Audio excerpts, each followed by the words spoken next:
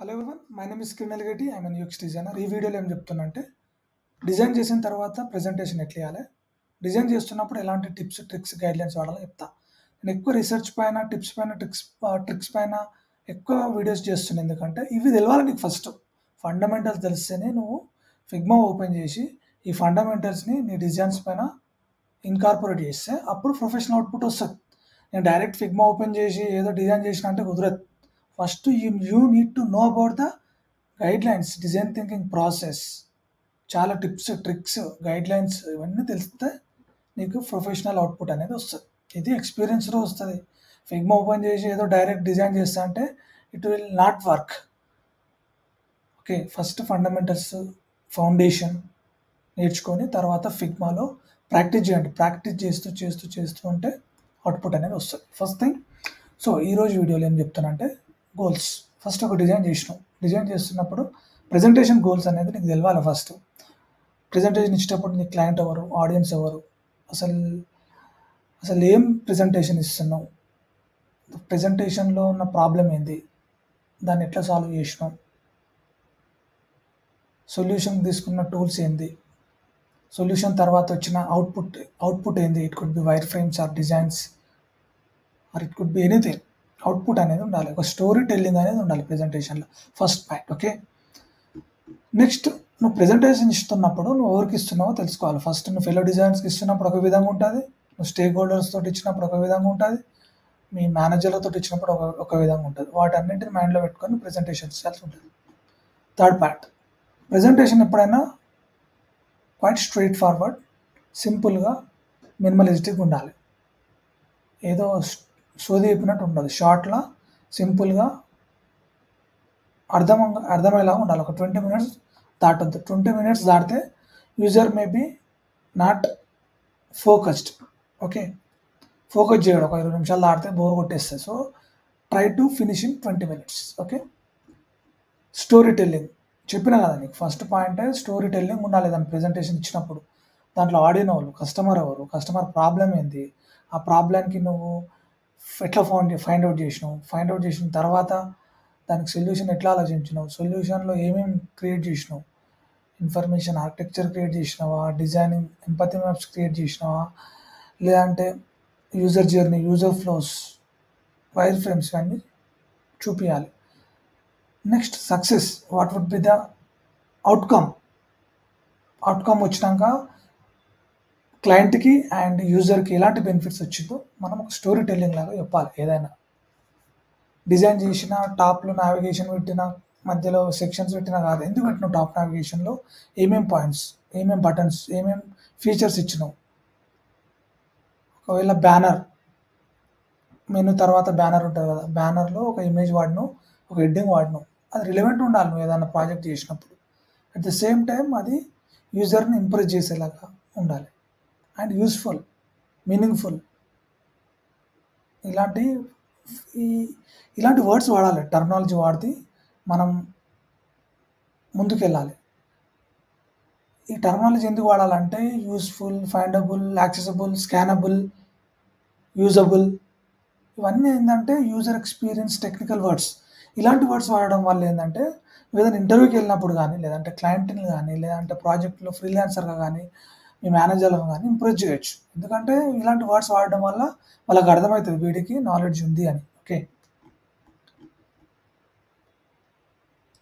ఏదైనా స్లైడ్ ఏదైనా డిజైన్ చేసినప్పుడు కానీ, లేదంటే it could be anything, PPT work చేయాల్సి ఉంటుంది. అప్పుడప్పుడు ఒక స్క్రీన్ చూడగానే అర్థమైపోవాలి ఏంది స్క్రీన్ అనేది. అప్పుడు ఏంటంటే user span is only 8 seconds. Screen చూసి చెప్పేసాడు అన్నట్టు. ఒక ప్రొఫెషనల్ కార్పొరేట్ ఎంప్లాయీ ఏదన్నా స్క్రీన్ చూసినప్పుడు ఒక 8 to 10 seconds లోపు ఆ స్క్రీన్ చూసి అర్థమైపోవాలి ఆయనకి. లేకుంటే ఈ will be distracted, user will be distracted. So ఏదైనా స్లైడ్ చేసేటప్పుడు relevant illustrations, images, relevant big heading, tiny paragraph ఇలాంటివి వాడాలి. సో దట్ ఈ ఇన్ఫోగ్రాఫిక్ చూడగానే అర్థమవుతుంది ఇది హెల్త్ కేరా, లేకుంటే గవర్నమెంటా, లేదంటే ఏది డొమైన్ ఏంది, ఇండస్ట్రీ ఏంది అనేది అర్థమవుతుంది.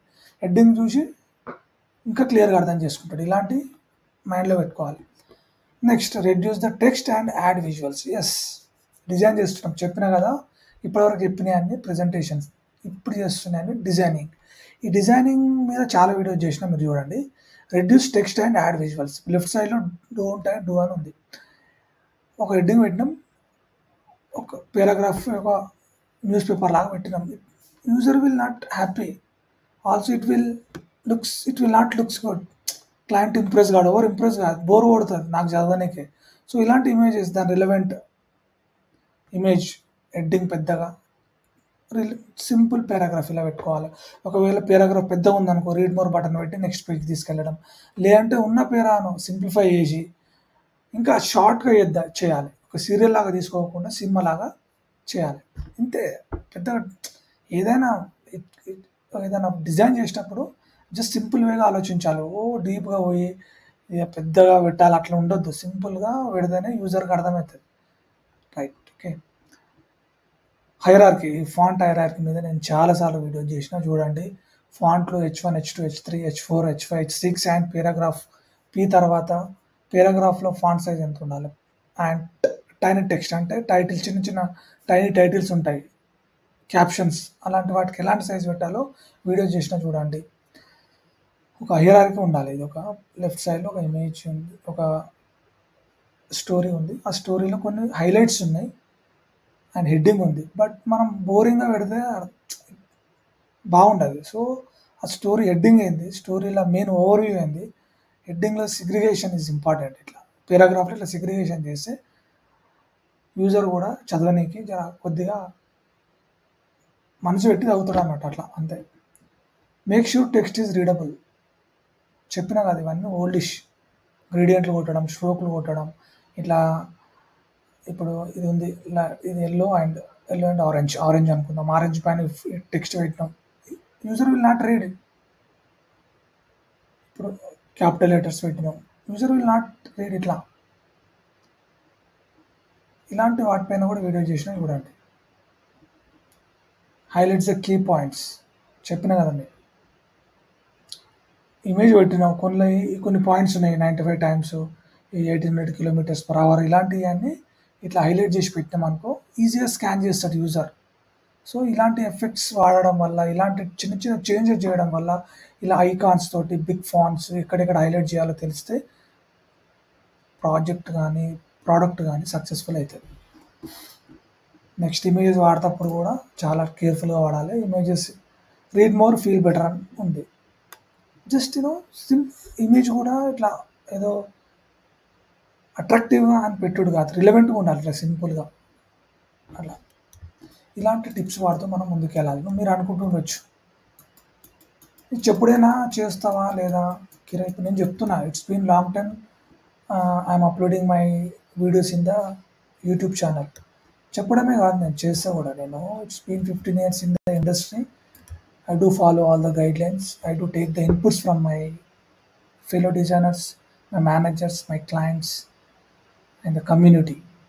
డిజైనింగ్ అనేది నా ఒక్కటి చేస్తా కాదు, it depends on many people.